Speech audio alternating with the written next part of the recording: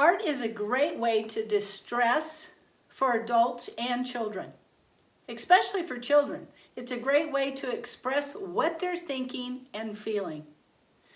I'm going to give you kind of an example of, this was when my granddaughter was 3 years old, and she said, "Granny, can we make an outfit for my doll?" I said, "Well, sure, but you got to design something so we know where to start."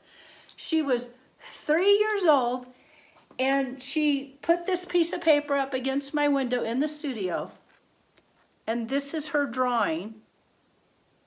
And she spent a lot of time on it designing her doll clothes. Well, she gave it to me, and the first thing I said, like, "Oh my gosh, I think we can sew this outfit. And I think your doll is going to love it." We created doll clothes with her design. So she was expressing something with everything that she had, and she was designing her doll clothes. And we made those doll clothes. That's just one idea on how kids can express themselves through art. I'd like to give you another example.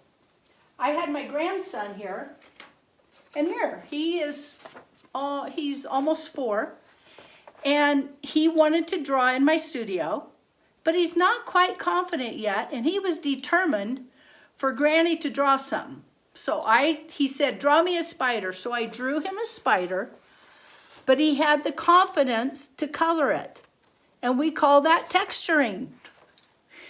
And he loves to come to my studio. He accomplished something. The same thing with my granddaughter. When she designed her doll clothes, she has an inner confidence that she can do that already. And these kids are young. I have another example. My granddaughter was calling me, FaceTiming me, and she continued to share about these 2 dove birds that she saw Mommy and Daddy working together, creating a nest, and she saw them, how they worked as a team. And then she said, "And Granny, then they had some eggs." And then she saw those birds being hatched, and they flew away.